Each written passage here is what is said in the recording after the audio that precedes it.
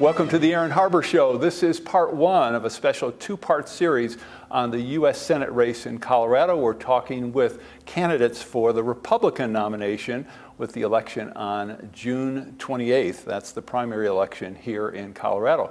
Joining me today are three of the candidates. My first guest is Jack Graham. Jack, thanks so much for joining me. Thanks, Aaron. Great to be with you. Good to have you. And Robert Blaha. Robert, thank you. Thank you. And a veteran of the program, Ryan Frazier. Ryan, great to see you. Thanks, Aaron. Good to have you all on. I want to make sure everyone knows that the two other candidates, John Kaiser and Daryl Glenn, were invited to be on the program and declined to participate due to schedule conflicts or whatever. But that gives our three candidates more airtime to talk about the issues. So I'm going to start off, Jack, starting off with you. Why do you want to be a U.S. Senator? Great question. I would answer that question in two parts. Public policy, obviously, is a big part of the reason. I think about our national security issues, particularly the Iran nuclear agreement. For me personally, that was the tipping point that caused me to want to get into this race. I felt that was, perhaps will go down as one of the worst agreements ever entered into by the United States of America from a foreign policy perspective. So great concern over that. Great concern over our economic security, the $19 trillion of debt that we have. Great concern over our health care policy. We need a rational immigration plan, and we need rational energy programs. And so I think I've got a lot to contribute to a lot of the national or public policy issues that are facing us. I think, though, that the overarching motivator that got me into the race was my observation of the incessant bickering and fighting that's going on in Washington, D.C. and Congress today. And it has rendered us to a state of almost permanent paralysis. And Aaron, we've all seen fighting throughout our lives in politics. It's all part of the process, the friction, but it's different today than it has been historically. The level of vitriol, the anger, the dysfunction has gotten us into a really bad spot, and that's all in the context of some very important things that we need to get done. And so I do think that we need a change in culture, and culture is nothing but another word for behavior. We need a change in behavior in Washington, D.C., in Congress specifically, and so I think that's driving us to, we need a change in leadership. And so I think I can contribute constructively to that process. I've been involved in running businesses for 35 years. I was the athletic director at Colorado State University for 3 years, and in every one of those environments, it was incumbent upon me as the leader to define the culture, define the behavior and the values that we needed to show up with every single day.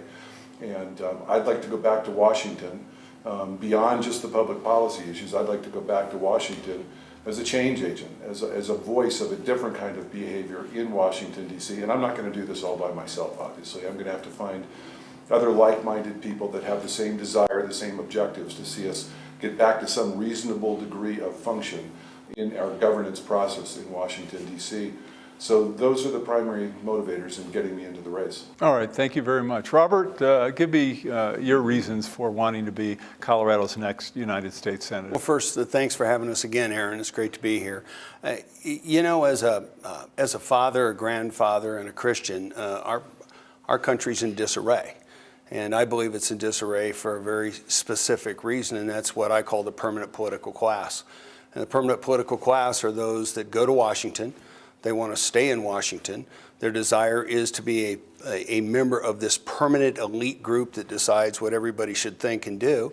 They stay there forever. Eventually they wind up on K Street, become multimillionaires, and it's just fundamentally wrong.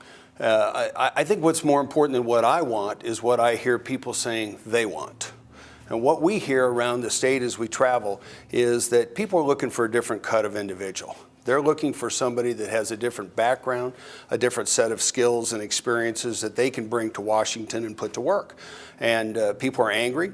People are upset. They feel like they've sent people to Washington that haven't delivered. They've said one thing and done another. And I've got a kind of a unique skill set I've developed through the years. We've owned a lot of businesses and done a lot of things, did the corporate world thing for about 15, 18 years, wound up as a senior vice president, got out of that and became an entrepreneur. I really didn't understand business until I became an entrepreneur. And what I've done in about the last 20 years, Aaron, in a nutshell, is I've focused on helping big corporations change their cultures, change leadership, analyze leaderships, do 360-degree evaluations on leaderships, and we've done that around the world now for a couple decades.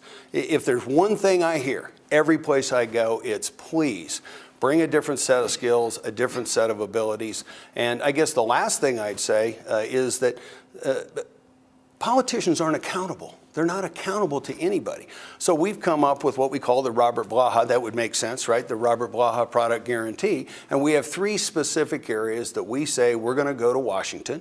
And if we don't get substantial improvement on taxes, on borders, and on debt and deficit, specifically fix the broken tax system, lower the rates, make it better for everybody else, on borders, secure the borders and secure them now, and on debt and deficit, major reductions, I won't stand for re-election.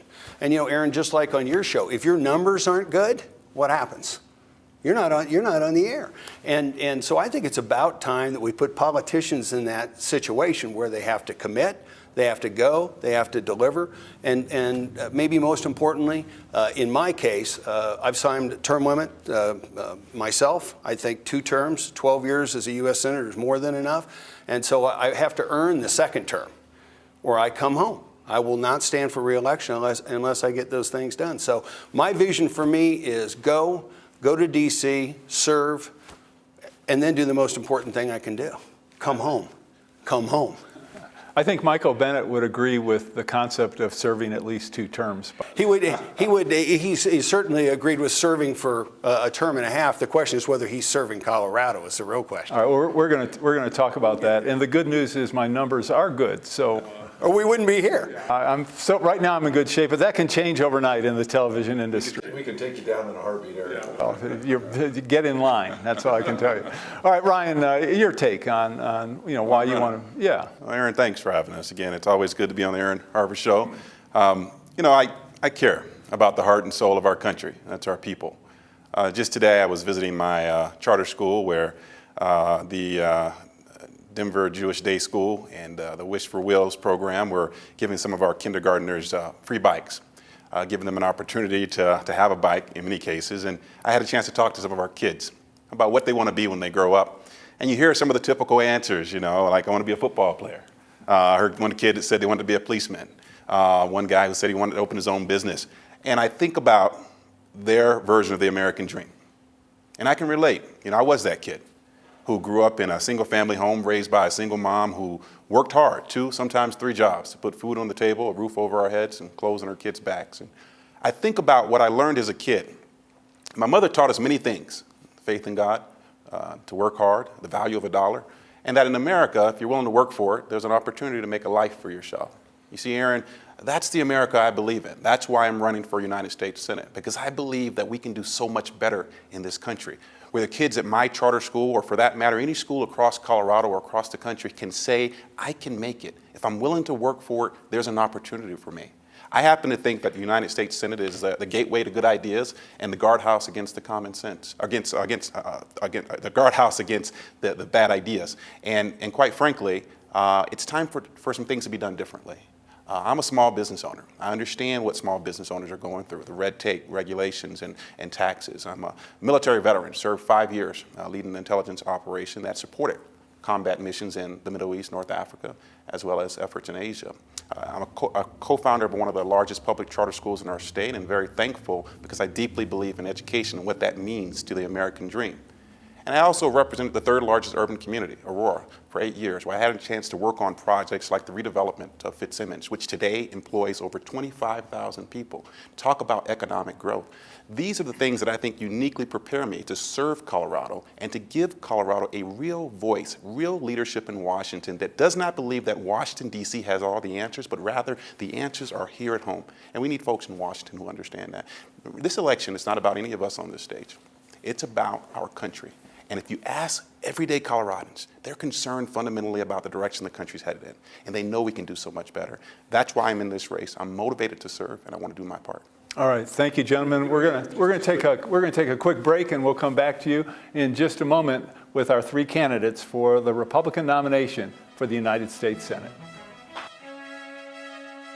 When you talk about the race, I'd like to hear your take, Jack, on the race in terms of how do you beat an incumbent U.S. Senator like Michael Bennet, who has been in office, obviously it's his first term, has, according to all the numbers, quite a bit of money on hand to run a campaign, and I think has been seen pretty favorably by a majority of the state of Colorado. How do you come in and pull off an upset?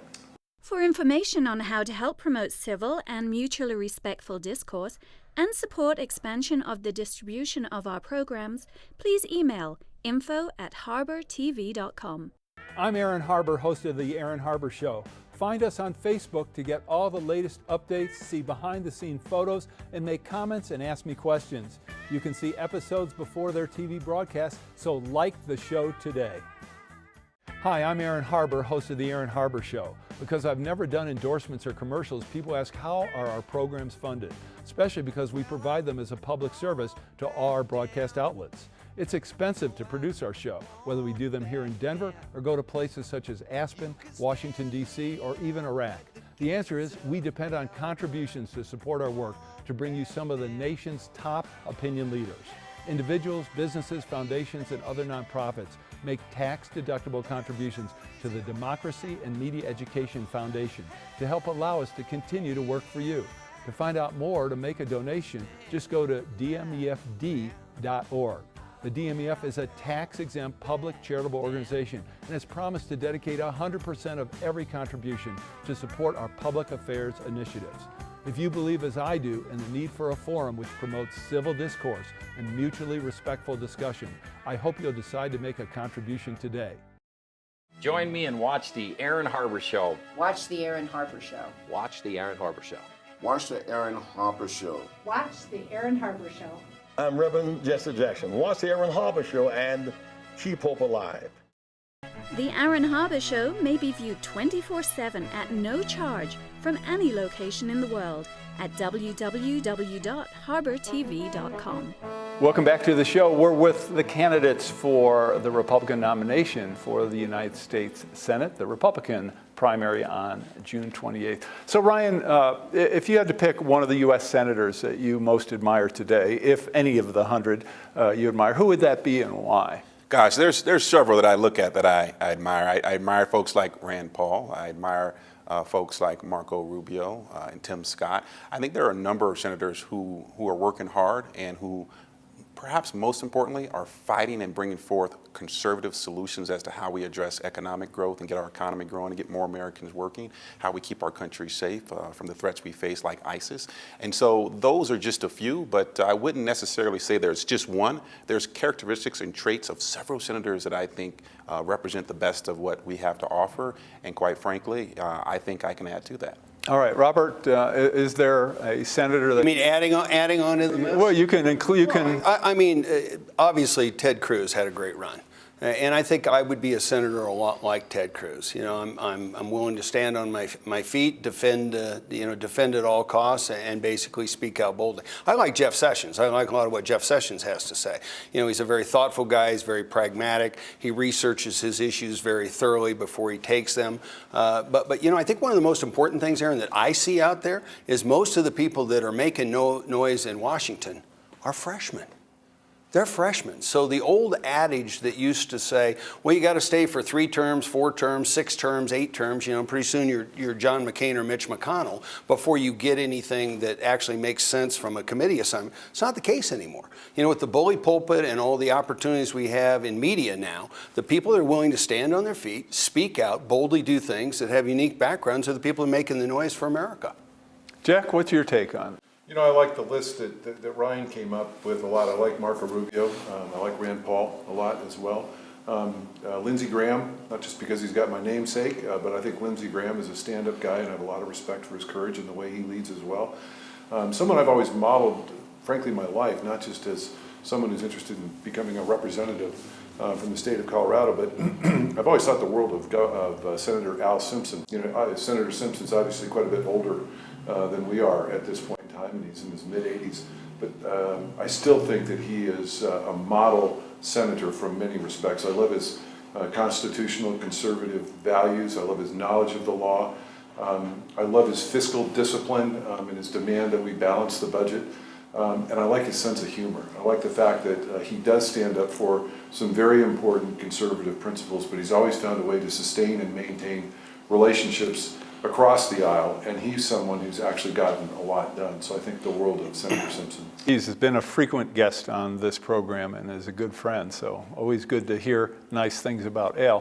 When you talk about the race, I'd like to hear your take, Jack, on the race in terms of how do you beat an incumbent U.S. Senator like Michael Bennet, who has been in office, obviously it's his first term, has, according to all the numbers, quite a bit of money on hand to run a campaign, and I think has been seen pretty favorably by a majority of the state of Colorado. How do you come in and pull off an upset? Well, I think, again, there's two fronts that should be addressed and discussed. I do appreciate his service, by the way, but there are two fronts. I don't agree with his politics, nor do I agree with his orientation to the office. In terms of public policy, national security, I think the discussion about the Iran nuclear agreement has to be front and center. As I said, that was the pivotal issue that was the tipping point that got me into the race. I do think it's probably the worst agreement that the United States has ever entered into from a foreign affairs perspective, and it's proving itself out to be that. His position on Guantanamo and wanting to give that back to the Cubans, his position on Obamacare, and joining in with Nancy Pelosi and saying we had to read it to know what was in it, and his support of a public policy option and moving our country towards a single-payer system, particularly if Hillary Clinton were to occupy the White House. That concerns me greatly. When I ran a business over in London for a number of years, and so I was exposed to and participated in a national healthcare single-payer system, and that is not a good thing for America. And I know Amendment 69 will be on the ballot for us this year, and something that we're going to have to pay attention to. So there's lots of public policy things that we can talk about, but his orientation to office as well, as a career politician, someone who's voted 98% of the time with President Obama and hasn't hesitated to flip-flop those positions in favor of winning political favor with the people, the contradictions that are inherent in that. And so I think it's incumbent upon whichever one of us is the nominee for our party, to point those things out so that the people of the state of Colorado get to make an informed decision. Robert, what's your take on how do you win that race? Well, I'd probably be a fool to say on TV exactly what we're going to do, but I would say this. When we came into this race, it was in September of 2015. And I actually wrote an op-ed very specifically that was pretty broadly covered about the Iran deal. And as somebody that negotiated for a few years for a living and fed my family, I can tell you that every tenet, every process that I would teach leaders how to go out and negotiate a deal was violated in that. And so we were out on that early, and basically I drew the red line. And I said, here is the red line, Senator, and he crossed the red line. So that brought us into the race. The way you beat Michael Bennet is really very, very simple. You just tell the truth. Michael Bennet is too extreme for Colorado. His voting record is too extreme for Colorado. You can pick your favorite, Aaron, pick your favorite topic, whether it's being the 60th vote on Obamacare, or whether it's the Iranian thing, or anything you want to. The guy is a very nice person. He's a very likable person. So I think all you've got to do is really shine a very clear spotlight on what his actual voting record is, where he spends his time. I ran into him a while back for basically I would call it a photo shoot. He showed up at a hospital with an entourage, came in, had a bunch of pictures taken, got around a bunch of nurses, and then boom, was gone. And when we're on the Western Slope, you talk to those people in Grand Junction, we're out there, they don't see him. He's not a visible member of really what we need in Colorado. And the last thing I'd say about Michael Bennet is the way to beat him is you've got to be able to tell a story which really is compelling. So we've got some real plans. I've got 4 daughters, and they're all adults. And so we've got some things we're going to talk about with women. We're going to talk about soccer moms. We're going to talk about specifics that are going on. We're going to talk a lot about Hispanics. We have Hispanics in our family. They're part of our family. And we're going to reach out to those communities. As a member of the Board of Directors of Conservatives of Color in this state, I'll tell you that that's the one thing that Republicans have to do. We've got to reach out to those minority communities and have them understand we care. We care about faith, we care about family, and we care about their kids' education. All right, thank you. Ryan, how are you going to win this race? I like to think Michael Bennet has already beat himself. You know, the difference between Michael Bennet and myself is like the difference between night and day. Certainly folks like the night, but they love the day. And we got a guy in Michael Bennet who was born on third base and thinks he hit a triple. And the reality is that my life story and how I can connect and relate with everyday Coloradans is something that I believe is a strength. I know what it's like to fight, to live paycheck to paycheck, to have to work hard to provide for my children. Michael Bennet has had a blind allegiance to the Democratic agenda, which quite frankly has stagnated our economy, has weakened our foreign policy agenda, and just has not represented the values of Colorado.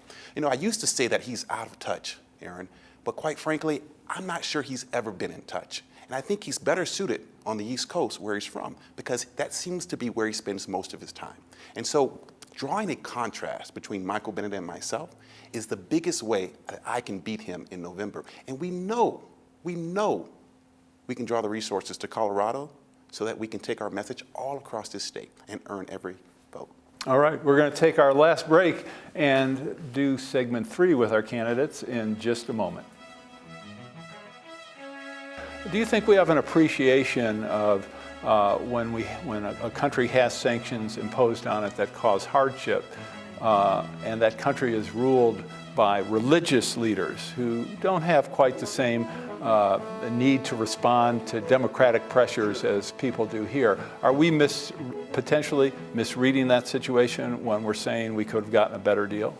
Your opinions, ideas, suggestions, and criticisms related to guests, topics, questions, or the host are welcome. Please send an email to producer@harbertv.com. Hi, I'm Aaron Harber, host of The Aaron Harber Show. For information about the program, who our upcoming guests and topics are, and ways you can participate, please go to our website. That's harbertv.com. And most of all, thanks for watching. Hi, I'm Aaron Harber, host of The Aaron Harber Show. It's tough for me to limit myself to 140 characters, but you can see how well I do by following the show on Twitter. Follow me at @Aaron Harber. To obtain a DVD copy of this program, please contact info@harbertv.com.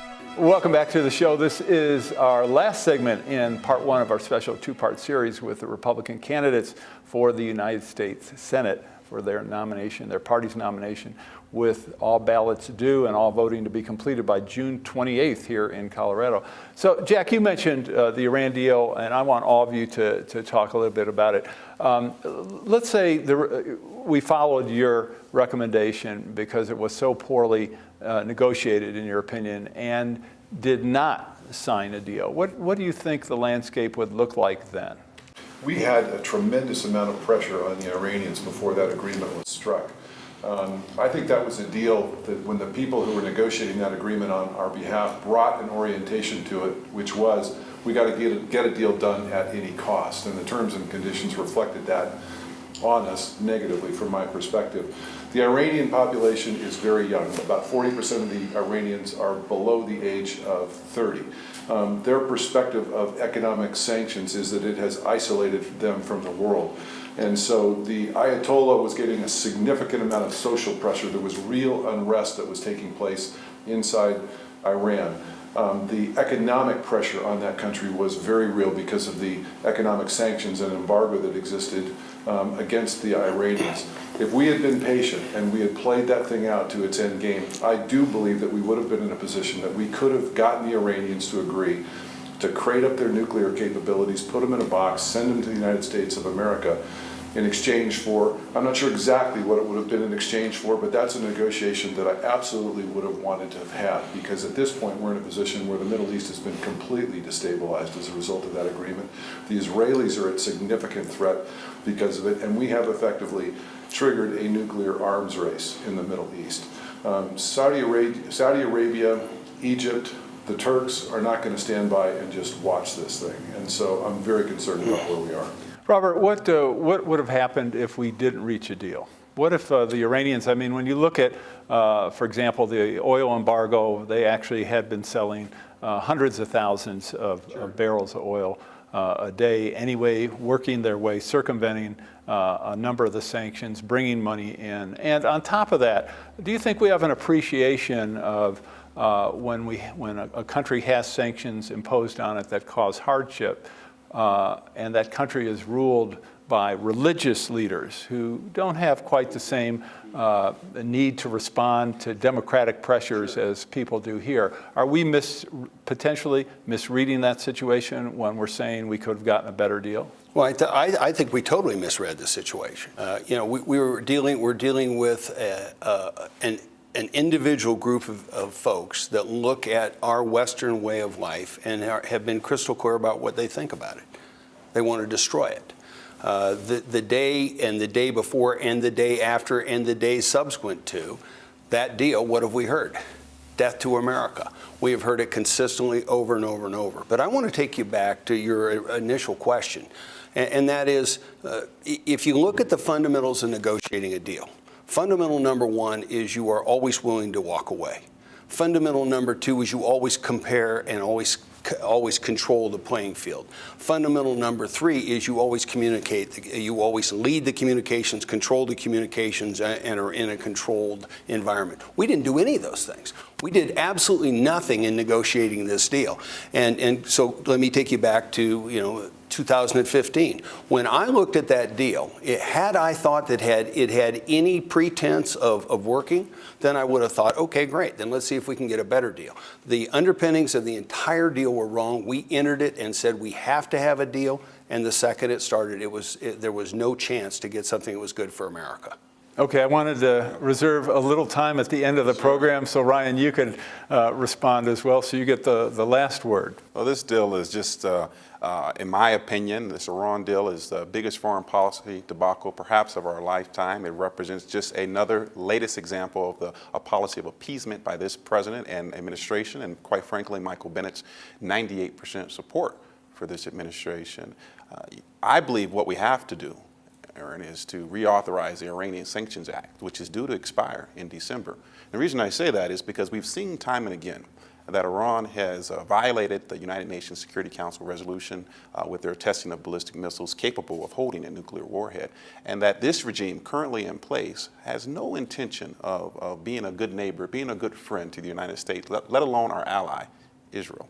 And so the deal was a bad deal.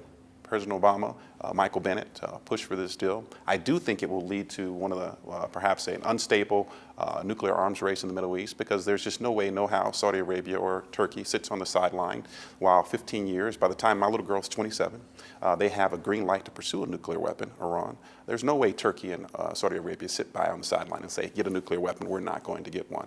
And so we have created a nuclear arms race in the most least stable region of the world. So what do we do about it? Well, I think it starts with reauthorizing the Iranian Sanctions Act before December, if not by December, so that the minute they violate the Joint Comprehensive Plan of Action, those sanctions can be snapped back into place and we can start to hold Iran accountable. Because until the regime is replaced, the Ayatollah and down from there, I don't believe we're going to see an Iran that we can really be truly friends with and find common ground with.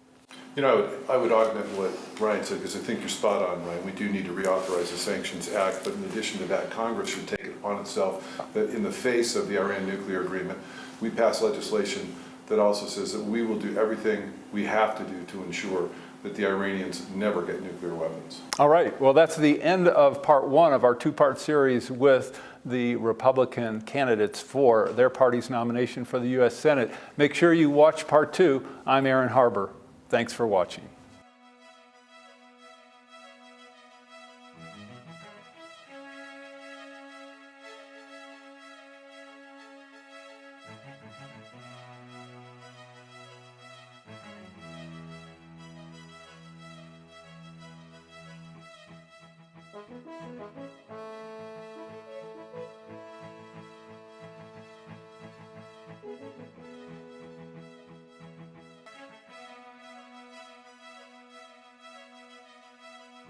Please contact us. We want to hear from you.